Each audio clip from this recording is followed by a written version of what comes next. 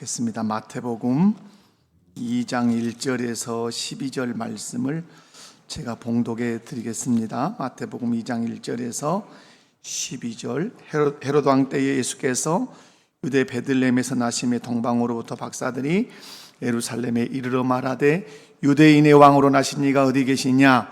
우리가 동방에서 그의 별을 보고 그에게 경배하러 왔노라 하니 헤롯 왕과 온 예루살렘이 듣고 소동한지라. 왕이 모든 대제사장과 백성의 서기관들을 모아 그리스도가 어디서 나겠느냐 물으니 이르되 유대 베들레헴이오니 이는 선지자로 이렇게 기록된 바 또 유대 땅 베들레헴아 너는 유대 고을 중에서 가장 작지 아니하도다.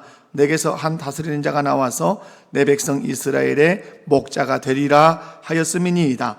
이에 헤롯이 가만히 박사들을 불러 별이 나타난 때를 자세히 묻고 베들레헴으로 보내며 이르되 가서 아기에 대하여 자세히 알아보고 찾거든 내게도 고하여 나도 가서 그에게 경배하게 하라.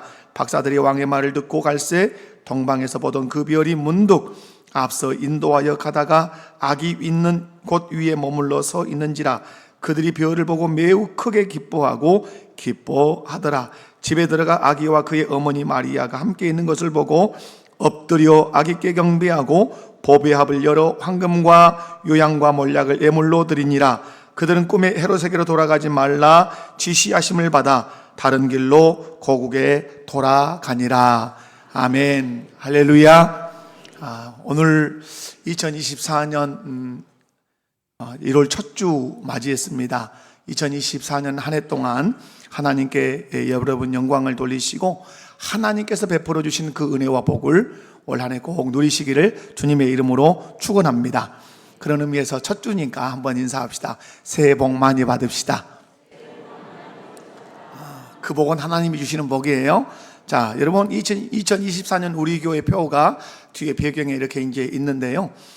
제가 하나님 나라로 옮겨진 백성들아, 그럼 여러분은 외치셔야 합니다. 몇 번? 그래요. 항상 우리는 3번이에요. 자, 하나님 나라로 옮겨진 백성들아, 하나님 나라로 옮겨진 백성들아, 하나님 나라로 옮겨진 백성들아, 왕이신 그리스도께 엎드려 경배하자. 아멘. 우리는 하나님 나라로 옮겨진 백성들입니다. 그렇다면 우리의 왕은 예수 그리스도십니다. 그 그리스도께 엎드려 경배하는 것은 우리의 합당한 책임이고 태도인 줄로 믿습니다. 그렇다면 어떻게 저와 여러분이 일평생 왕이신 그리스도께 엎드려 경배해야 되는지 오늘 본문 말씀을 통해서 살펴보면서 함께 은혜 나누기 원합니다. 한번 옆에 분들 손잡고 다정하게 그렇게 인사합시다. 말씀을 통해 은혜 받읍시다. 첫 번째 오늘 말씀을 통해서 알 수 있는 거, 어떻게 하면 왕이신 그리스도께 합당하게 경배할 수 있는가? 첫 번째, 경배의 장애물을 넘어서라. 자, 동방박사들은 예수님께 경배하기 위해서 제가 그 성탄절에 조금 좀 잘못 알려드린 것 같은데 이렇습니다. 동방박사들은 예수님께 경배하기 위해서 약 2,000km가 되는 그 길을 낙타를 타고 베들레헴까지 와서 경배를 했어요. 그렇다면 동방박사들은 무엇을 따라 베들레헴까지 왔습니까? 무엇을 따라 베들레헴까지 왔어요? 자, 별 따라 왔지요. 그럼 여기서 이제 질문 하나 제가 할게요. 동방박사들이 주로 이동한 시간은 낮이었을까요? 밤이었을까요? 밤이었겠죠. 왜냐하면 별 따라 왔기 때문에 그런 거죠. 아마 동방박사들은 낮이 되면 이동을 중단하고 푹 쉬었다가 밤이 되면 별을 따라서 이동을 하고 또 이동을 해서 결국 예수님 계신 베들레헴까지 왔을 겁니다. 그런데 2,000km라고 하는 긴 여정을 밤에만 이동한다는 것은 매우 많은 위험들이 따르지요. 여러분, 동방박사들은 황금과 요양과 몰약이라고 하는 보배합을 짊어진 사람들이에요. 낙타에 실은 사람들이죠. 그러면 이런 보배를 가지고 있는 사람이라고 하면 반드시 누구의 위험이 있습니까? 강도의 위험도 있지요. 그리고 지금 이란이라고 하는 곳이거든요. 이 지금 페르시아가 이 이란에서 이 이스라엘까지 오는 여정이 지금처럼 도로가 있는 것도 아니잖아요. 그러면 험산줄령을 넘어서 이렇게 올 때는 맹수들의 위험도 분명히 도사리고 있었을 거예요. 밤이면 대단히 이 팔레스타인 지역은 춥습니다. 이 추운 또 날씨의 위험도 무릅써야 되죠. 그리고 밤에만 이동하기 때문에 지형지물의 위험도 있고 심지어는 건강에 어려움도 있을 수 있어요. 더더욱 큰 문제는 이 페르시아에서 유대까지 직선으로 치면 지금도 똑같습니다. 지금 이란에서 이 예루살렘까지 직선으로 거리를 재면 1600km 정도 되고, 이걸 좀 우회해서 이제 길 따라서 오면 한 2000km 정도 됩니다. 낙타가 제 속도를 발휘해서 하루 걷는 이 길이가 약 40km 정도 걷는다 그럽니다. 그러면 이 낙타를 타고 하루하루 40km를 걸으면 2000km 걸으려면 며칠 정도 걸려야 되죠? 50일 정도는 최소한 걸려야 되죠. 그런데 동방박사들은 이런 시간적, 공간적, 물리적 그런 장애물들이 많이 있었음에도 불구하고 결코 포기하지 않고 이 수많은 장애물들을 극복하면서 예수님을 찾아와 경배합니다. 그렇다면 왜 동방박사들은 이 모든 장애물들을 극복하고 유대 땅 베들레헴에 태어난 그 예수님을 찾아와서 경배했냐 하는 것이죠. 그것은 2절에서 오늘 이제 2장 2절에서 고백하죠. 유대인의 왕으로 나셨다. 이렇게 그들이 고백하는 것처럼 유대 땅 베들레헴에 태어난 분이 누구? 유대의 왕이 아니라 유대인의 왕으로 온 인류를 구원하실 분이라는 확신을 그들이 가졌기 때문에 그렇습니다. 사랑하는 성도 여러분, 여러분에게 예수님이 누구십니까? 우리가 예배 생활에서 중요한 것은 예수님이 나에게 누구냐 하는 거예요. 그래서 예수님이 늘 질문하십니다. 나는 너에게 누구냐? 이 질문을 어떻게 하시죠? 사람들이 나를 누구라 하느냐 이 질문하시고, 그리고 이어서 말씀하죠. 너희들은 나를 누구라 하느냐? 여러분, 우리가 신앙생활하면서 예배생활하면서 아주 중요한 것이 예수님이 나에게 누구냐 하는 거예요. 여러분, 질문할게요. 여러분에게 예수님은 누구십니까? 이제 여기서 눈을 깜빡깜빡하고 정신이 혼미해지고 그러시면 안 돼요. 자, 제 막내 아들이 이사무엘이에요. 이 사무엘에게 너네 아버지가 누구냐 물으면 눈을 껌벅거리고 눈알을 톡 굴리고 한참 묵상을 하고, 그러면 정상이에요? 정상 아니에요? 네, 정상 아니죠. 많이 조사해 봐야 되고 돌봐줘야 되죠. 그죠? 제 아버지는 우리 목포교회 담임 목사님이시고 또 이정자 태자라고 하는 함자를 가지고 계십니다. 나이는 몇 살이고 이렇습니다 하면서 아버지에 대한 이력을 나름대로 소개하고 자기와 어떤 관계인가를 말할 수 있어야 되죠. 즉답이 나와야 된다 이 말이에요. 여러분에게 예수님이 누구냐 물으면 거침없이 나와야 돼요. 여러분에게 예수님은 죄와 사망에서 여러분을 구원하신 분이세요. 그리고 여러분에게 영생을 주신 분이에요. 그리고 하나님의 자녀 삼았기 때문에 하나님의 나라를 유업으로 주시는 그런 분이세요. 이 사실을 여러분 믿고 확신하십니까? 그렇다면 나를 죄와 사망에서 구원해 주시고 나에게 영생을 주시고 하나님 나라를 유업으로 받게 하신 그 예수님께 경배하는 것은 우리의 마땅한 책임이기도 하고 의무이기도 하다는 것입니다. 그렇다면 왕이신 예수님께 경배하고 예배하는 것이 우리의 마땅한 태도요 책임임에도 불구하고 그렇게 하지 못하게 하는, 방해하는 장애물들이 있어요. 쉽게 말하면 여러분이 예배해야 함에도 불구하고, 예배의 책임과 의무가 있음에도 불구하고 예배하지 못하게 하는 그런 방해물, 장애물이 뭐냐 하는 것이에요. 올 한 해 또 일평생 예배 생활에 승리하려면 내 예배 생활의 장애물이 무엇이었던가 이걸 확인하시고 그것들과 싸워서 이기셔야 돼요. 2023년에 여러분의 예배 생활을 방해했던 그 장애물이 무엇이었는지 한번 반추하셔야 돼요. 그리고 올해는 그 장애물을 내가 극복하고 반드시 예배 생활에 승리하리라, 이렇게 다짐하시기 바랍니다. 여러분의 예배 생활, 왕이신 그리스도께 엎드려 경배하는데 장애가 됐던 그 방해물이 무엇이에요? 혹시 요즘에 예배의 큰 방해물이 무엇인지 아십니까? 그건 취미생활입니다. 취미생활. 여러분, 등산이라고 하는 취미생활, 캠핑이라고 하는 취미생활, 골프나 배드민턴이나 축구나 이런 다양한 스포츠, 이것들이 우리의 예배를 바르게 드리지 못하게 하는 큰 장애물로 지금 작동하고 있어요. 뿐만 아니라 아이들의 공부, 그것도 우리의 예배 생활을 방해하는 장애물인 경우가 많아요. 뒤에서도 분명히 이 부분을 제가 좀 세게 설명을 좀 하겠습니다. 뿐만 아니라 나태함, 게으름.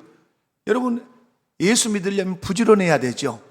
청소도 잘해야 되고, 그러죠? 설거지도 잘해야 되고, 세탁도 잘해야 되고, 그 누구보다 왜? 우리는 세상 사람들이 보내지 않아야 할 예배 시간이라고 하는 시간을 따로 할애해야 되기 때문에 그들이 가지고 있지 않은 그 시간들을 부지런하게 움직여야 돼요.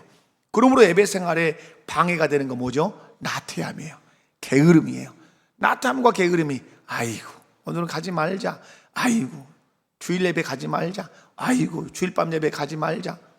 그래서 점점 신앙의 근육이 빠지는 것이죠. 사랑하는 성도 여러분, 나를 죄와 사망에서 구원해 주시고 나에게 영생을 주시고 하나님의 나라를 유업으로 받게 하신 그 예수님, 그분을 그 누구보다도 사랑하시기 바랍니다. 그 무엇보다도 사랑하시기 바랍니다. 그리고 2024년 올 한 해에는 예배의 모든 장애물들을 극복하고 왕이신 예수 그리스도께 엎드려 경배하는 저와 여러분이 다 되시기를 주님의 이름으로 축원합니다. 동방 박사들은 페르시아라고 하는 이 나라에서 2000km가 되는 그 먼 거리를 낙타를 타고 하루에 40km씩, 그것도 밤에 적어도 50일 이렇게 걸어서 어디까지 왔습니까? 유대 땅 베들레헴까지 왔어요. 그런데 몇 번 경배하러 왔습니까? 거기서 눌러 살면서 예수님께 경배하기 위해서 왔습니까? 몇 번 경배했습니까? 한 번 경배했습니다. 아주 중요한 거죠. 이 한 번 경배를 위해서 2000km를 매일 밤 낙타를 타고 40km씩 50일의 장장의 여정을 거치고 강도의 위험과 날씨의 위험과 지형의 위험과 그리고 건강상의 위험을 무릅쓰고 그들은 베들레헴에 와서 경배했어요. 여러분의 예배의 장애물들을 다 극복하시고 한 번의 경배를 드리더라도, 한 번의 예배를 드리더라도 동방박사들처럼 그렇게 예배하시기를 주님의 이름으로 축원합니다. 두 번째는 우리가 왕이신 그리스도께 엎드려 경배하기 위해서는 경배의 대상을 분명히 하셔야 합니다. 저는 여러분에게 늘 말씀드려요. 주어를 분명하게 하라. 찬양도 주어가 분명한 찬양을 해라. 고백도 주어를 분명하게 고백을 해라. 영광 돌립니다, 이런 건 주어가 없는 거잖아요. 주 예수 그리스도께 영광을 돌립니다, 예배합니다, 주어 없잖아요. 왕이신 그리스도께 엎드려 경배합니다, 주어가 분명해야 돼요. 여러분, 주어가 무엇이냐는 그 주어가 내게 영향을 미칩니다. 돈이 주어인 사람은 돈이 자기 모든 생각과 삶에 영향을 미쳐요. 명예가 주어가 된 사람은 명예가 그 사람의 생각과 가치관과 삶에 모든 영향을 미쳐요. 예수 그리스도가 주어인 사람은 예수 그리스도가 그 사람의 생각과 삶에 지대한 영향을 미쳐요. 우리가 신앙생활하면서 가장 분명하게 해야 하는 것은 내 경배의 대상이 누구냐 하는 것이에요. 근데 오늘 본문에 등장하는 동방박사들을 보면 경배의 대상이 누구인지 분명하게 알고 있고 그 경배의 대상을 찾아서 지금 경배하고 있는 것을 볼 수가 있어요. 동방박사들이 경배했던 그분이 누구십니까? 예수 그리스도이십니다. 그럼 여러분에게 묻겠습니다. 여러분은 지금 누구에게 경배하고 계십니까? 여러분은 누구에게 경배하고 계십니까? 여러분은 누구에게 경배하고 계십니까? 예수 그리스도. 아멘. 그 주어를 분명히 기억하고 이 예배에서 찬양하고 이 예배 가운데 기도하고 말씀을 들어야 돼요. 오늘 이 강단에서 선포되는 말씀이 누구의 말씀이다? 주 예수 그리스도의 말씀이다. 그걸 생각하면서 말씀을 들으셔야 돼요. 동방박사들은 자신들이 경배해야 할 대상이 누군지 분명히 알고 있었어요. 오늘 본문 2절과 11절이 그걸 확인해 주고 있죠. 2절 말씀을 보면 그렇게 얘기하죠. 그에게 경배하러 왔다. 그가 누굽니까? 유대인의 왕이요. 그리고 11절에 가면 그분이 예수라고 하는 사실을 분명히 보여주죠. 11절 말씀에도 집에 들어가 엎드려 누구께 경배했다? 아기께 경배했다. 그렇습니다. 동방박사들은 예수 그리스도만이 자신들의 경배를 받아야 할 대상이라는 사실을 분명하게 했어요. 여러분이 예배당에 올 때 분명히 해야 될 것이 뭡니까? 오늘 나의 예배를 받으시는 분은 예수 그리스도. 나는 예수 그리스도께 엎드려 오늘 또 경배할 거야. 그 경배의 대상을 분명하게 해야 여러분의 예배가 바른 예배, 하나님께서 합당히 받으시는 예배가 된다고 하는 사실입니다. 오늘 동방박사들은 예수 그리스도만이 우리의 경배를 받으실 분이라고 하는 이 대상을 분명히 하게 와서 모든 장애물들을 극복하고 유대 땅 베들레헴에서 왕이신 그리스도께 엎드려 경배한 줄로 믿습니다. 왜 성도들이 왕이신 그리스도께 집중해서 경배하지 못하는가? 이유는 다른 데 있지 않습니다. 경배의 대상, 예배의 대상을 예수 그리스도라고 선명하게 기억하지도 못하고 고백하지 못하기 때문에 그래요. 말로는 예수님만이 우리의 경배의 대상이요, 예수님만이 우리의 예배의 대상이라고 말은 잘합니다. 죄송합니다. 말은 잘해요. 고백은 잘해요. 그런데 많은 성도들이 예수님께 온전히 엎드려 경배하지 못하고 예배하지 못하는 것은 자신들에게 또 다른 경배의 대상이 있기 때문에 그래요. 말로는 예수님이 나의 경배의 대상입니다, 그렇게 고백하죠. 그러나 정작 자신에게 어떤 중요한 상황이 발생하면 또 다른 경배의 대상을 찾아가서 경배하고 마는 것을 많이 우리가 볼 수가 있습니다. 여러분, 왕이신 그리스도께 엎드려 경배하지 못하고 아이들을 이렇게 학원에 보내고 과외를 시키는 부모들이 아주 많습니다. 이건 아마 우리 이 일을 하고 있는 분들은 저와 치열한 싸움을 싸울 거예요. 아마 그러지 않습니까? 저는 부임에서부터 줄기차게 외치는 것이 주일 성수예요. 왜? 주님의 날이니까, 복 주신 날이니까, 그날은 하나님께 바치라고 대표성을 가지고 있는 날이니까 저는 말해야 될 거 아니에요. 여러분이 기분 나빠해도, 여러분이 언짢아 해도, 여러분이 토라져도, 심지어는 교회를 떠나도 저는 이 얘기를 해야 되잖아요. 여러분의 입맛을 맞춰서 설교할 수 있는 사람은 아니잖아요. 여러분, 일제 신사 참배가 어떻게 일어납니까? 그 상황과 그 위기를 돌파하기 위해서 그냥 절한 겁니다, 신사에다가. 그런데 그것은 우상 숭배였던 것이죠. 여러분, 이렇게 하는 것은 하나님을 신뢰하지 못하기 때문에 그러죠. 왜야 주일날 우리 아이들을 학원에 보내고 막 과외를 보내죠? 하나님이 이 아이를 책임질 거라고 하는 신뢰가 없는 거예요. 하나님은 이 아이의 인생을 충분히 인도하시고 보호하실 거라고 하는 그 믿음이 약하니까 불안한 거예요. 그래서 어느 날까지라도 해야 돼요? 주일날이라도 과외시키고 주일날이라도 학원 보내야 되는 거예요. 이것은 본인 스스로가 무엇이 없다는 증거죠. 하나님에 대한 믿음이, 하나님에 대한 신뢰가 없다고 하는 그 증거를 아이들 학원에 보내고 과외를 시킴으로 보이는 것이에요. 하나님 어떻게 말씀하시겠어요? 나를 그렇게 못 믿겠냐? 하나님의 능력은 한없이 크시잖아요. 그 고백은 어디다 해놓고 왜 또 그러냐 이 말이에요. 여러분, 우리의 유일한 경배의 대상은 예수 그리스도이신 줄로 믿습니다. 여러분, 주일날 계속 강조해서 미안합니다만은 주일날 학원 보내고 과외하는 그런 이유, 경배의 대상이 있어요. 좋은 대학이라고 하는 경배의 대상. 제가 일부 때도 말씀드렸지만 당신 자녀 서울대학에 보내줄 테니까 서울대 정문 앞에 어떤 데가 상을 하나 세워놨는데 거기다가 10번만 잘하시오. 서울대 그 10번만 잘하면 당신 아들, 당신 딸 서울대 들어가게 해주겠어. 교회 안에 잘할 사람 있을까요? 없을까요? 없을 줄로 믿습니다. 없을 줄로 믿어야죠. 여러분, 작게는 좋은 대학이라고 하는 경배의 대상이 있기 때문에 주일 성수를 포기하는 거예요. 크게는 성공이라고 하는 그런 경배의 대상이 있기 때문에 주일 성수를 포기하는 것이에요. 그래서 성공이라고 경배의 대상을 조금 더 파헤쳐 보면 그 정상에 딱 앉아있는 놈이 있어요. 그게 뭐죠? 만몬이에요. 돈이에요. 물질이에요. 너 좋은 대학 가야 좋은 직장 가고 좋은 직장 가야 돈 많이 벌어서 여유 있게 행복한 삶을 살지. 그러니까 그러려면 주일 정도는 조금씩 깨뜨려도 돼. 이런 영리한 말을 우리가 하고, 이 영리한 방식을 아이에게 가르쳐요. 그 자식이 커서 신앙생활 잘하면 기적이요.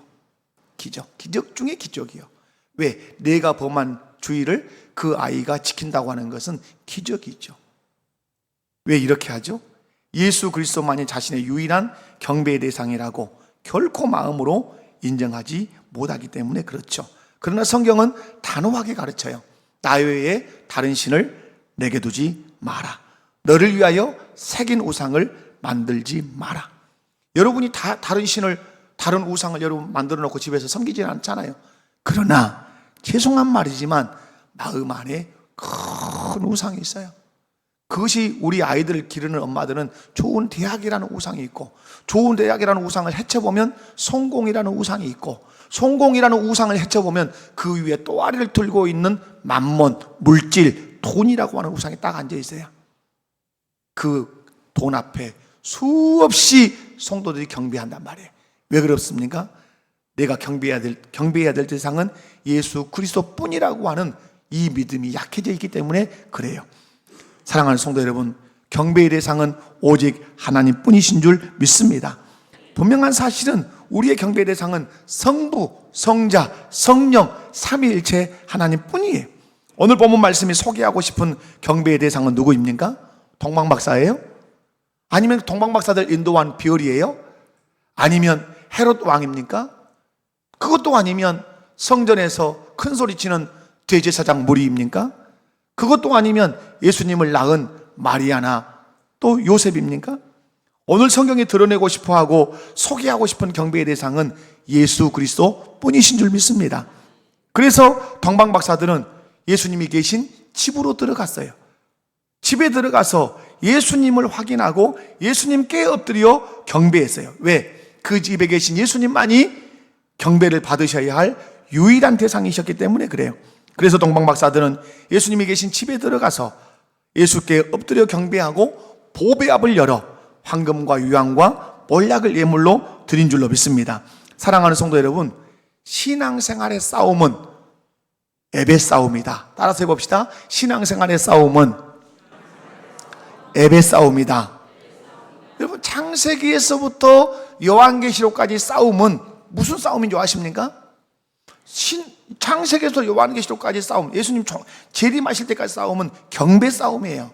누가 왕이냐의 싸움이고 누구께 엎드려 경배할 것이냐의 싸움이에요. 이 싸움을 치열하게 해가면서 때로는 죽기도 해요. 그게 순교예요. 여러분, 예수님께 경배할 것이냐, 세상에 경배할 것이냐, 우리 신앙생활의 싸움, 무슨 싸움이라고요? 경배 싸움, 예배 싸움이에요. 누구에게 무릎을 꿇을 거냐? 예수께 무릎을 꿇고 예수의 발에 입을 맞출 거냐? 사단에게 무릎을 꿇고 사단의 발에 입을 맞출 거냐? 세상에 무릎을 꿇고 세상의 그 발에 입을 맞출 거냐? 오늘 우리 주님은 우리에게 가르치십니다. 예수 그리스도께 무릎을 꿇고 예수 그리스도의 발에 입 맞추라. 이 경배 생활을 할 것을 우리에게 요구해요. 여러분, 이스라엘의 실패는 뭡니까? 국방력이 약해서 실패했습니까? 재정이 약해서 실패했습니까? 자원이 적어서 실패했습니까? 이스라엘 역사를 통틀어 보십시오. 이스라엘의 실패는 항상 어떨 때 실패했죠? 바벨론이 쳐들어와서, 애굽이 쳐들어와서, 아수르가 쳐들어와서 이스라엘 아주 샅샅이 짓밟았던, 아주 잔인하게 짓밟았던 그때가 항상 어느 때입니까? 하나님께 경배하지 않고 우상에게 경배했을 때예요. 다시 말해서 경배 싸움에 실패할 때 이스라엘은 항상 실패했던 거예요. 오늘 우리에게도 말씀이에요. 너 경배에 실패하면 네 인생 실패하는 거야. 그러나 네가 경배에 성공하면 네 인생 성공할 거야. 누가 보장하신다는 거죠? 하나님께서 보장하시겠다고 하는 사실이에요. 그런 의미에서 우리 목포교회 모든 성도들은 오늘 다짐하셔야 돼요. 나는 왕이신 예수 그리스도께 엎드려 경배하겠습니다. 나는 왕이신 예수 그리스도께 엎드릴 뿐만 아니라 무릎을 꿇고 그분의 발에 입을 맞추며 경배하는 데 성공하겠습니다. 결코 사단의 발에 입 맞추거나 그 앞에 무릎을 꿇지 않겠습니다. 이 결단을 하시면서 올해를 시작하자 이 말이에요. 오늘도 예수님께 엎드려 경배할 것이냐, 세상이나 물질 앞에 엎드려 경배할 것이냐, 이 싸움을 우리가 오늘 치열하게 해갈 거예요. 분명한 사실은 오직 예수 그리스도만이 우리의 경배와 예배의 대상이심을 기억하시기 바라고, 예수님께 엎드려 경배하는 저와 여러분 다 되시기를 주님의 이름으로 축원합니다. 그러기 위해서 경배의 대상을 분명하게 하자. 우리의 경배의 대상은 누구시다? 왕이신 예수 그리스도시다. 세 번째로 왕이신 그리스도께 엎드려 합당하게 경배하려면 세 번째 뭐죠? 합당한 태도로 경배해라. 제가 예배에 대해서 강조할 때 자주 드리는 말씀이에요. 오늘 처음 이렇게 등록하시는 분들도 또 들으셔야 되고, 여러분, 제가 예배에 대해서 강조할 때 아주 쉽게 얘기해요. 만나야 할 대상을 분명하게 딱 정하고 나면 뭐가 결정된다? 태도가 결정돼요. 만나야 할 대상을 결정하면 뭐가 결정된다? 내가 그를 어떻게 대해야 될 것인지 태도가 결정돼요. 만나야 할 사람이 친구인가? 아니면 동장인가? 아니면 도지사인가? 대통령인가? 이 대상에 의하여 나의 태도, 마음가짐, 내 행색 다 결정이 돼요. 마찬가지로 내가 엎드려 경배해야 할 대상이 누군지를 정확하게 알면 그분을 어떻게 대해야 될지, 어떤 태도로 예배해야 될지 태도가 결정되는 거예요. 왜 태도가 엉망인가? 그것은 대상을 기억하지 않기 때문에 엉망인 것이에요. 여러분이 예배에 나올 때는 반드시 내 예배를 받으시는 대상을 기억해야 돼요. 그 예배를 받으시는 분을 기억한다는 말은 그분이 어떤 분인가를 기억해야 돼요. 창조주시오, 우리의 구속주시오, 왕이시오, 인류 역사를 통치하시는 분이시오, 그분은 만물보다 크신 분이요, 그분께 예배한다면 나는 어떤 태도를 취해야 되는가? 내 마음가짐은, 내 행색은 어떠해야 되는가? 질문하고 와야 되죠. 그런데 많은 성도들이 안타깝게도 이 경배의 대상이 누군가를 선명하게 기억하지 않기 때문에 예배의 태도가 어려운 거야. 예배 시간에 막 실수 나올 수 있겠죠. 나올 수 있지만 막 컬러링이 나오고 또 뒤져보세요. 빨리 컬러링. 또 12시 이건 또 정해놨기 때문에 어쩔 수 없어요. 어르신들은 복잡하단 말이에요. 왜 그러냐면 태도 내 예배를 받으시는 분이 누군가를 기억하지 않기 때문에 그래요. 여러분, 제가 김대중 대통령께서 재임할 때 청와대 초창기도 초청을 받아서 간 적이 있어요. 그러면 언제 들어간 줄 아십니까? 1시간 전에 들어가요. 핸드폰 어떻게 할까요? 못 가지고 와요. 그리고 잡담 아무것도 할 수 없어요. 대통령이 막 어떤 연설을 하고 계시는데 1시 이렇게 나온다거나 곤드레 만드레 이런 컬러링이 나온다든가 그러면 복잡하잖아요. 격이 그 순간에 다 떨어지는 거예요. 그리고 그 사람이 대통령을 그런 식으로 대했다고밖에 생각할 수 없는 것이죠. 여러분, 대상을 정하면 뭐가 결정된다? 태도가 결정돼요. 자, 그런 의미에서 한번 질문하겠어요. 여러분의 옷장에 옷이 있죠. 근데 이 옷이 어느 날은 없다가 어느 날은 있다가 그래요. 무슨 말인지 알아요? 옷장에 옷장을 열었는데 오메오메 옷이 없다야. 옷이 없어. 분명히 있는데 없다고 말해요. 언제 옷이 없어요? 또 옷이 또 어느 데는 또 많아요. 그죠? 여러분이 어떤 옷을 입을까? 어떤 신발을 신을까? 헤어스타일은 어떻게 할까? 고민할 때 옷장을 열었는데 옷이 엄청 많음에도 불구하고 옷이 없다고 말할 때가 어느 때예요? 어디 갈 때 그래요? 어디 갈 때? 1. 동창회 2. 결혼식 3. 예배당. 질문하셔야 돼요. 무거운 질문이에요. 어메 옷이 없네. 여보 입을 옷이 없다. 마땅한 귀걸이도 없고 마땅한 목걸이도 없다. 할 때가 어느 때냐 이 말이야. 동창회 갈 때 아니에요? 결혼식 갈 때 아니에요? 예배당에 올 때 옷이 없던가요? 예배당에 올 때 옷장을 열었는데 옷이 없어.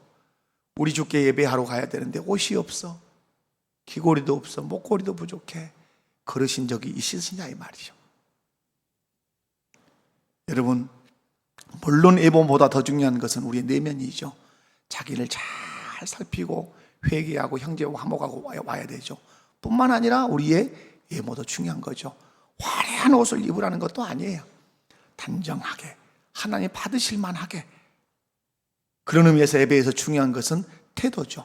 예배에 임할 때마다 적극적으로 점검해야 되는 것은 내 예배를 받으시는 대상이 누구시냐, 그리고 나는 그분에게 어떤 태도를 보여야 하느냐, 이 태도를 점검하셔야 되죠. 오늘 본문 말씀 보면 예수님께 엎드려 경배한 동방박사들은 크게 세 가지 측면에서 태도를 바르게 했어요. 이건 제가 성탄절에 말씀을 드렸던 적도 있어요. 세 가지로 되어 있는데, 하나는 뭐예요? 매우 크게 기뻐하고 기뻐하며 경배했어요. 10절을 보면 그들이 별을 보고 매우 크게 기뻐하고 기뻐하더라, 이렇게 기록되어 있어요. 동방박사들은 예수님이 계신 곳에 도착하자 매우 크게 기뻐하고 기뻐했어요. 그런데 제가 헬라어 성경을 이렇게 찾아보니까 매우라고 하는 단어가 재미가 있어요. 매우라는 단어는 메갈론이라고 하는 헬라어예요. 그리스어라 이 말이에요. 그런데 이 말의 앞에 메가라고 하는 게 메가톤급, 메가급 이 말이에요. 메가, 그런 메가예요. 이 메가라는 말이 어떤 말을 수식하는 그 앞에 오면 100만 배 이런 뜻이 돼요. 그러니까 이 사람들이 기뻐했다는 말은 그냥 기뻐한 정도가 아니죠. 메가급으로 기뻐했다는 거죠. 100만 배, 이거 형용이 불가능한 거예요. 여러분 한번 100만 배 기뻐해 보실래요? 시작. 100만 배 시작. 이게 안 되는 거예요. 100만 배가 해보려고 해도 그만큼 기뻐요. 여러분 생각해 보십시오. 2000km를 낙타 타고 50일에 와서 그렇게 경배의 대상을 만나고 싶었는데 드디어 만났단 말이에요. 그런데 이분이 그냥이 아니라 온 인류를 구원할 구원주에, 그런데 그분을 자기들이 만났을 때 그 기쁨이 말로 할 수 없었단 말이에요. 우리가 이런 기쁨으로 예배해야 된다는 거죠. 그런데 이런 기쁨을 어떻게 가질 수 있냐 이 말이죠. 어떻게 이런 기쁨을 가지고 예배할 수 있냐? 어떻게 할 수 있어요? 다른 것이 아니에요. 그분이 베푸신 은혜를 기억해야 돼요. 아멘이십니까? 우리 주님이 베푸신 은혜를 기억하면 기쁨으로 예배 드릴 수 있어요. 자녀가 어머니의 생신에, 아버지 생신에 용돈을 기쁨으로 드리려면 우리 어머니, 우리 아버지가 나에게 베푼 은혜를 생각하면 더 드리고 싶고 좋은 것 드리고 싶고 기쁨으로 드릴 수 있는 것이에요. 마찬가지로 여러분이 우리 주님께 기쁨으로 예배 드리려면 그분이 우리에게 베푸신 은혜, 하늘 보자 버리심, 종의 형체를 입으심, 인간의 몸을 입으심, 사람의 태에 잉태해서 사람의 모양으로 나심, 그리고 우리처럼 고생을 하시며 사심, 희롱과 조롱당하심, 십자가에 못 박히심, 그리고 무덤에 묻히심, 그리고 부활을 승천하셔서 지금도 우리를 위하여 기도하심, 이런 것들을 다 생각하면 우리 안에서 기쁨이 있을 줄로 믿습니다. 그 기쁨을 가지고 여러분 예배하셔야 된다 이 말이에요. 두 번째로는 우리 왕이신 그리스도께 엎드려 바르게 경배하려면 태도가 어떤 태도가 되죠? 엎드려 경배해야 된다. 11절 말씀 보면 집에 들어가 아기와 그 어머니 마리아가 함께 있는 것을 보고 어떻게? 엎드려 아기께 경배하고 라고 말씀해. 동방박사들 예수님이 계신 곳에 도착해서 매우 기뻐하고 기뻐하는 것으로 그치지 않았어요. 집에 들어가 예수님께 어떻게 했어요? 엎드려 경배했어요. 제가 성탄절에 그렇게 말씀드렸어요. 이 핏덩이 아기, 이제 한 40일 지난 지금 본문은 40일 지난 정도의 예수님이에요. 그런데 그 아기에게 어른들이, 저 페르시아의 어떤 고위 관직을 갖고 있던 이런 어른들이 엎드려 절한단 말이에요. 나이 상관이 있어요, 없어요? 없어요. 이유는 뭐죠? 그분이 누구니까? 왕이시니까 엎드려 경배했어요. 여기서 엎드림은 어떤 표현이죠? 겸손과 존경의 표현이에요. 예수님 앞에 엎드렸다는 말은 예수님은 왕이요, 나는 당신의 백성입니다. 당신은 나의 구세주요, 나는 죄인입니다 라고 하는 고백적 행동이 엎드리는 것이에요. 근데 오늘 우리는 엎드려요? 못 엎드려요? 행위로는 못 엎드리죠. 다 어디에 앉아있으니까? 의자에 앉아있으니까. 이 의자가 우리 신앙을 때로는 너무 어렵게 할 때가 있어요. 그러니까 저는 여기 앉아서도 새벽에 기도도 하지만 여기 무릎을 딱 꿇고 기도를 할 때가 있어요. 무릎을 꿇어야 되는 거예요. 우리는 의자에 앉았지만 여러분이 예배 때 나올 때마다 고백해야 돼요. 주께 허리를 굽혀 엎드립니다. 그리고 마음의 무릎을 꿇습니다. 그리고 당신의 발에 오늘 입 맞추겠습니다. 나에게 은혜를 내려주십시오. 이 고백을 의도적으로 하셔야 돼요. 근데 많은 분들이 여기 앉지만 내가 당신께 엎드립니다. 무릎을 꿇습니다. 당신의 입에 발을 맞추겠습니다. 이런 고백하며 기도하는 사람들이 그리 많지 않아요. 그러므로 여러분이 이제 이 예배당에 나와서 기도할 때는 내가 허리를 굽혀 주께 엎드립니다. 그리고 무릎을 꿇습니다. 당신의 발에 입 맞춥니다. 이유는 당신의 나의 왕이시고 내가 당신의 백성이기 때문에 그렇습니다. 오늘 예배 드리고 경배 드릴 때 내 예배와 경배를 받으시옵소서라고 이렇게 내 겸손과 존경의 표현을 하셔야 돼요. 세 번째로는 그것입니다. 세 번째로는 합당한 예물을 드려 경배했습니다. 11절 말씀을 보면 엎드려 아기께 경배하고 무엇을 열었습니까? 보배 앞을 열어 황금과 유향과 몰약을 예물로 드렸어요. 동방박사들은 예수님께 경배할 때 왜 보배 앞을 열어 황금과 유향과 몰약을 예물로 드렸는가? 여러분, 사절단이 오면 반드시 왕에게 뭘 가지고 가죠? 예물을 가지고 가요. 지금도 외국에서 대통령들이 우리나라 대통령을 방문을 하면 반드시 뭘 가지고 올까요? 반드시 선물을 가지고 와요. 아주 중요한 선물들을 가지고 와서 이렇게 선물을 하죠. 여러분, 왜 동방박사들이 선물했다고요? 예수님이 누구니까? 왕이시니까. 이 왕이심을 믿었기 때문에 그래요. 그래서 여러분, 백성이 왕 앞에 나갈 때 결코 무슨 손으로 나가면 안 된다? 빈손으로 나가면 안 된다. 그래서 제가 이 얘기를 늘 하고 늘 기도해요. 여러분, 10의 1조를 우리가 드려요. 감사헌금도 드려요. 그리고 성교헌금도 드려요. 그런데 이것을 매주마다 드리는 분들이 많지 않아요. 실상은. 그죠? 11조 한 달에 한 번. 그리고 감사헌금 여러 번 있으면 여러 번. 그리고 성교헌금 한 달에 한 번. 이렇게 목적헌금들이니까 드릴 수 있잖아요. 그러면 이거 드리고 나면 어느 주일에는 무슨 손으로 올 수 있어요? 빈손으로 올 수 있어요. 어느 날에는. 근데 성경은 무슨 손으로 오지 마라 그랬어요?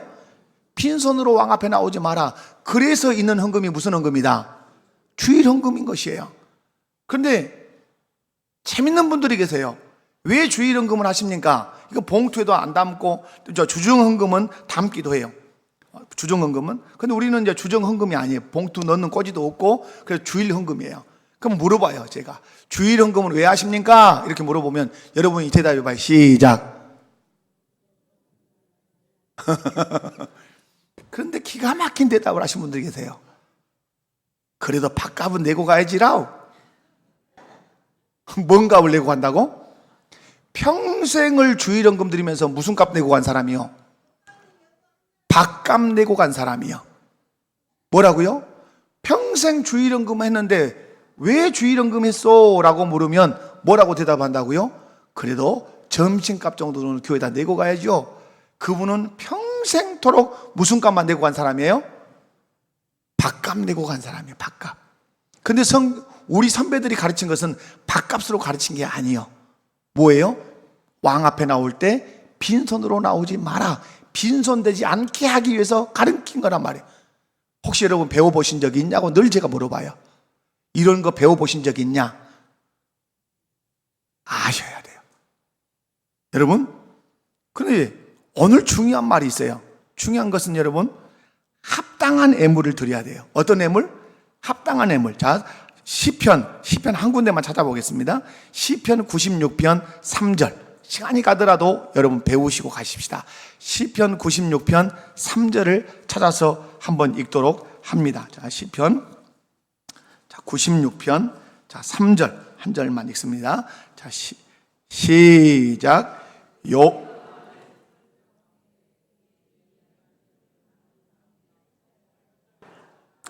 8절. 자, 죄송합니다. 8절. 자, 시작. 여호와의 이름에 합당한 영광을 그에게 돌릴지어다. 예물을 들고 그의 궁정에 들어갈지어다. 아멘. 자, 여기서 아주 중요한 말이 무슨 말일까요? 합당한이라는 말이에요. 합당한. 자, 그의 이름에 합당한 영광을 그에게 돌릴지어다. 동방박사들은 황금과 유황과 몰약의 예물을 드린 것은 예수님의 그 이름에 합당한 예물이었어요. 합당하다는 말은 격에 맞는 이라는 말이에요. 격에 맞는. 격이 있어요. 그 사람의 격이 있다. 대통령은 대통령의 격이 있고 도지사는 도지사의 격이 있고 예수님은 예수님의 격이 있단 말.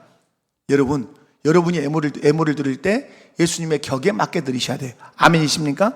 말라기 1장 8절을 읽어보도록 하겠습니다. 말라기 1장 8절. 자, 다 같이 읽습니다. 시작. 자, 시작. 만군의 여호와가 이르노라. 너희가 눈먼 희생제물을 바치는 것이 어찌 악하지 아니하며 저는 것 병든 것을 드리는 것이 어찌 악하지 아니하냐. 이제 그것을 너희 총독에게 드려보라. 그가 너를 기쁘게 하겠으며 너를 받아주겠느냐. 하나님이 하신 말씀이에요. 말라기 선지자를 통해서 이스라엘 백성이 하나님께 예물을 드리는데 어떤 것 드려요? 저는 것, 병든 것, 이런 것 드린단 말이에요. 그러니까 하나님이 확 내리치는 거예요. 그것을 너희 대통령에게 줘봐라. 나한테 바친 것을. 너희 대통령이 바꿨냐? 기본적으로 하겠냐? 이 말이. 그런 것을 나한테 바친다고? 이런 말씀이에요. 여러분이 하나님께 예물을 드릴 때 이걸 지침으로 삼으시기 바랍니다. 이것을 사람에게 바친다는들 기뻐하겠냐? 감사헌금을 하든 절기헌금을 하든 뭐 어떤 헌금을 하든지 간에 그렇게 생각해 보면 돼요. 내가 드리는 이것을 우리 부모님께 이렇게 드리면 부모님이 좋아하시겠는가? 우리 아버지에게 드리면 좋아하겠는가? 우리 장인에게 드리면 좋아하겠는가? 우리 목사님에게 드리면 좋아하겠는가? 장로님에게 드리면 좋아하겠는가? 내가 그런 것을 내가 받으면 내가 좋아하겠는가? 생각해 보면 기본적인 답은 나온다, 나오지 않는다? 기본적인 답은 나온단 말이에요.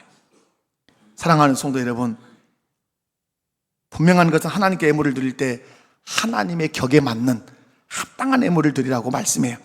여러분, 어떤 사람을 여러분이 만나러 갈 때도 여러분의 행색이 그 사람을 대하는 태도예요. 어떤 사람이 나를 만나러 올 때 그 사람이 하고 있는 행색은 나를 그렇게 여긴다는 태도일 수도 있어요. 그러므로 여러분, 예배에 임하는 태도 매우 중요해요. 하나님께 합당한 태도로 드려야 돼요. 아멘이십니까? 자, 옆에 분들 손잡고 하나님께 합당한 태도로 예배 드립시다.